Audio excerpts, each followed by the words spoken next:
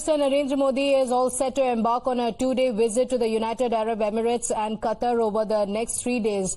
Of the various engagements that the Prime Minister is scheduled to have in UAE, the headline is the inauguration of the Vaps Mandir, which is all set to be the biggest Hindu temple in the UAE and the second biggest Hindu temple outside India. This will be particularly significant as it comes just weeks after the inauguration of the Grand Ram Mandir in Ayodhya. In fact, very important to note is also that this is a massive event in the Middle Eastern capital for a huge Hindu temple event. It speaks volumes of the people-to-people ties between India and the UAE. Let's take a look at how the temple came to be.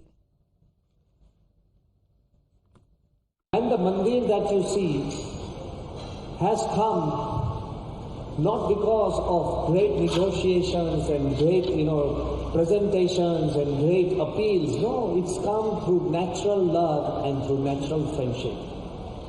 One thing is a fact, and I would love to attribute that to all the Indians staying in this nation and all our forefathers who have created such a great impression of integrity that things like this are yet going to happen more and more because of what all of you are. It's the culture. Their love beyond belief. All the rulers that I've met, all the leaders that I've met, they've always had something great to say about India, Indian culture, and all of you here. Very significant. As you mentioned, cultural harmony is very important. It's a testament of acceptance, of tolerance, of coexistence. And there is no other place like UAE that could stand tall for its values when it comes to accepting all religions, accepting all ethnicities, and showcasing that to the entire world. This is only, normal because we have all been looking forward to this moment. We have been following the progress for quite some time. I visited the temple when it was still under construction before I moved to India, and I cannot wait to see the final result.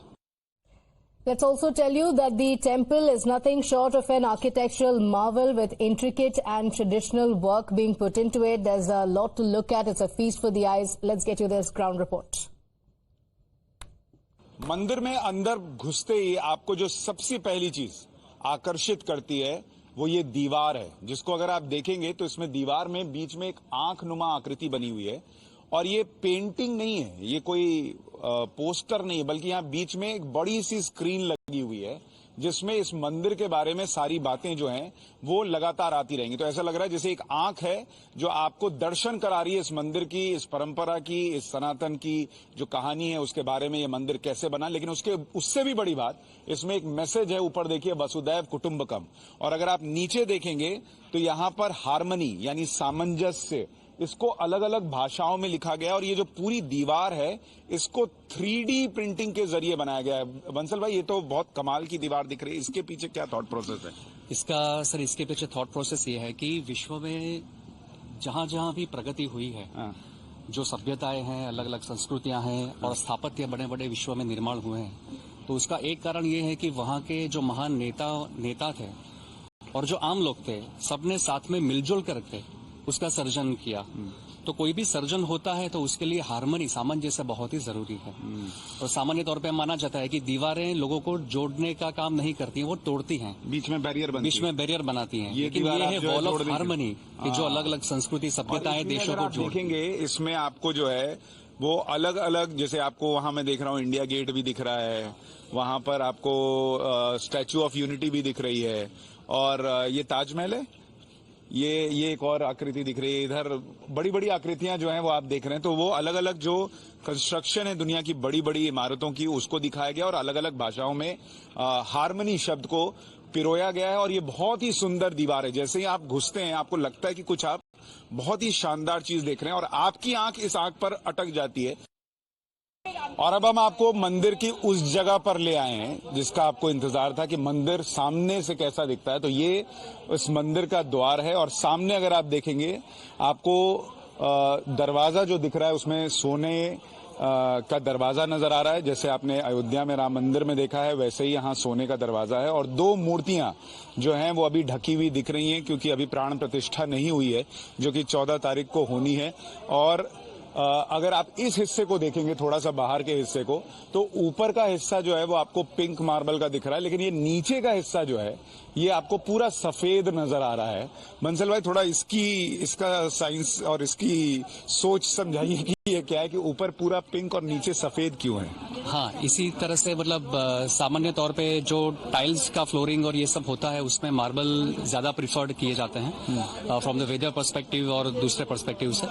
और अक्षरधाम में भी इस तरह से आप देखेंगे, जो गांधीनगर अक्षरधाम का निर्माण हुआ था और दिल्ली के अक्षरधाम में भी, तो बाहरी जो दीवार है मंडोवर और ये शिखर, उसमें आप राजस्थान के जो गुलाबी पत्थर है, पिंक सैंडस्टोन, उसका उपयोग किया गया है। और अगर आप देखेंगे इस मंदिर में, जैसे आप आएंगे, ये 10 सीढ़ियां हैं जिनको आप चढ़ते हैं, 5 फिर 5 सीढ़ी, और यहाँ पर शीशे का दरवाजा लगा हुआ है जो कि ऑटोमेटिक डोर लगा हुआ है। तो जैसे ही आप पहुंचेंगे ये पूरा हिस्सा जो है वो शीशे के दरवाजे से ढका हुआ है। अब मैं आपको एक चीज और दिखाना चाहता हूं जो आपको थोड़ा ये समझाएगी कि किस तरह से यहाँ पर पूरा काम हुआ है और उसके पीछे क्या मेहनत रही है। पूरा अगर आप इस मंदिर को बीच में देखें और उधर देखेंगे तो आपको पूरा रेगिस्तान का हिस्सा नजर आता है। तो जब ये मंदिर बन रहा है तो आपको ये समझना होगा कि 50 डिग्री 55 डिग्री की गर्मी में यहाँ पर मजदूरों ने काम किया। बीएपीएस संस्था से जुड़े हुए जो साधु संत हैं उन्होंने यहाँ पर इस गर्मी में, ये छोटे छोटे टेंट हाउस जैसे बने हुए थे, 50 डिग्री 55 डिग्री की गर्मी में यहाँ पर रहकर 4 साल तक ये जो है ये काम चला है। और इसलिए अगर आप देखेंगे, ये नक्काशी देखिए, ये एक एक चीज, ये सिर्फ किसी की मेहनत नहीं है, ये किसी की भावना है, किसी की श्रद्धा है कि किस तरह से ये निकल कर आती है। आप जब यहाँ पहुंचते हैं तो आपको लगता है कि एक एक चीज जैसे आपसे बात कर रही है। आपको यहाँ आकर ये मंदिर जो है ना, वो सिर्फ मंदिर नजर नहीं आता, आपको लगता है कि जैसे आप अभिभूत हो गए हैं, भाव से भर गए हैं, वो चीज निकलकर सामने नजर आती है। नीचे आप देखेंगे आपको मोर नजर आ रहे हैं, और ऊपर आप देखेंगे तो आपको ऊंट और मरुस्थल नजर आ रहा है। तो जिस हार्मनी की हम बात करते हैं, अगर आप, मुझे नहीं लगता कि रेगिस्तान में मोर होता है। तो ये हिस्सा जो है वो आपको भारतीय संस्कृति को दिखा रहा है। इधर आपको ऊपर रेगिस्तान और ऊंट दिख रहा है। यहाँ आप देखिए, यहाँ आपको जो है ये आपको बीएपीएस संस्था से जुड़े हुए लोग और ये शेख भी नजर आ रहे हैं। और आपको जानकर आश्चर्य होगा कि ये सारी चीजें जो है ना वो यहाँ बनाई नहीं गई हैं, ये सारी भारत में बनी और फिर यहाँ लाकर इनको एक एक चीज को व्यवस्थित किया गया है। तो ये अपने आप में बहुत ही शानदार दिखता है। तो पूरी मेहनत और सबसे बड़ा संदेश जो हार्मनी का दिया गया है, जिसकी हम बात कर रहे हैं। भाई, आपका क्या नाम है? मेरा नाम आजाद मियाँ। आजाद मियाँ, आपने यहाँ क्या, अभी आप इलेक्ट्रिक का काम यहाँ पे आप कर रहे हैं? जी, हम इलेक्ट्रिकल का काम भी कर रहे हैं, हम सार्वजनिक भी कर रहे हैं। अच्छा, यहाँ पे लोगों को कैसा लग रहा है ये मंदिर बना? तो माशाल्लाह जबरदस्त लग रहा है। माशाल्लाह जबरदस्त लग रहा है। ये भी कमाल की बात है। आप देखिए, मंदिर बन रहा है और मंदिर में जो बहुत सारे मजदूर काम कर रहे हैं, कोई बिजली का काम कर रहा है, कोई नक्काशी का काम कर रहा है, कोई दूसरे काम कर रहा है, कोई टाइल्स लगा रहा है, उसमें से ज्यादातर मुसलमान भी हैं, क्योंकि यहाँ पर तो बहुत सारे लोग मुसलमान हैं। क्या मैं ये सही कह रहा हूँ? हाँ सर जी, यहाँ पे सभी, जैसे संतों ने भी बताया, तो बहुत सारे कारीगर जो आर्टिजन्स भाई हैं और यहाँ की स्थानिक कम्युनिटी भी हैं, वो बहुत ही उत्साहित है, रोमांचित है ये मंदिर को लेकर, और सब उसमें अपना प्रदान कर रहे हैं। So you got a sneak peek into what the temple really looks like and how intricately, beautifully the entire carvings have been done. It's all set to be inaugurated. In fact, Times Now also spoke to those who built the temple. They're also thrilled about the inauguration that's all set to take place tomorrow. It involved, of course, a multicultural, multi-faith team, and both volunteers and builders have been telling us what this temple means to them. We are incredibly excited. This mandir is a dream come true for everyone in the Indian community living over here in the Middle East. It was under the leadership of Mahant Swami Maharaj, our current spiritual guru, that has helped this temple to come into fruition. And now we are so pleased and excited to see the Honourable Prime Minister of India, Narendra Bhai Modi, coming on the 14th of February. For the last 12 months, I've been here as a volunteer, offering my services, a place to be. I've learnt a lot and I've grown by being in this place in many areas. what I love about this place is what the generosity of, first of all, of the rulers in acquiring this land for us, a 27-acre site.